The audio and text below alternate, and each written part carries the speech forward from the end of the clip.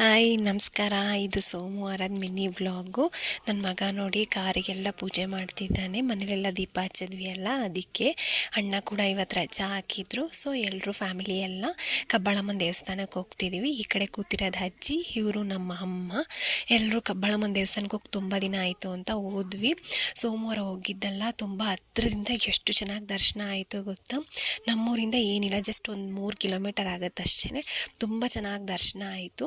ಇವರು ನಮ್ಮ ಅಣ್ಣ, ಹಿಂದೆ ಬರ್ತಿರೋದು ನಮ್ಮ ಅತ್ತಿಗೆ. ಇನ್ನು ಕನ್ಸ್ಟ್ರಕ್ಷನ್ ಎಲ್ಲ ನಡೀತಾನೇ ಇದೆ. ನೋಡಿ ಈ ಥರ ಅಲಂಕಾರ ಮಾಡಿದರು, ಸಿಕ್ಕಾಪಟ್ಟೆ ಖುಷಿ ಆಯಿತು ನೋಡಿ. ಅಲ್ಲಿಂದ ಬಂದು ನಮ್ಮೂರ ದೇವಸ್ಥಾನಕ್ಕೂ ಹೋಗಿದ್ವಿ. ನಮ್ಮಮ್ಮ ಮನೆ ದೇವರು ಅಂತ ಹೇಳಿದ್ನಲ್ಲ, ಅಲ್ಲಿಗೂ ಹೋಗಿದ್ವಿ.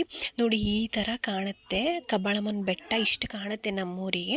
ಅಲ್ಲೇ ಇದ್ದಿದ್ದ ಆಂಜನೇಯ ಸ್ವಾಮಿಗೂ ಹೋಗಿ ನಮಸ್ಕಾರ ಮಾಡಿಕೊಂಡು ಮನೆಗೆ ಬಂದ್ವಿ. ಅಮ್ಮ ತಿಂಡಿಗೆ ಇಡ್ಲಿ ಮಾಡಿದರು ಆಲ್ರೆಡಿ.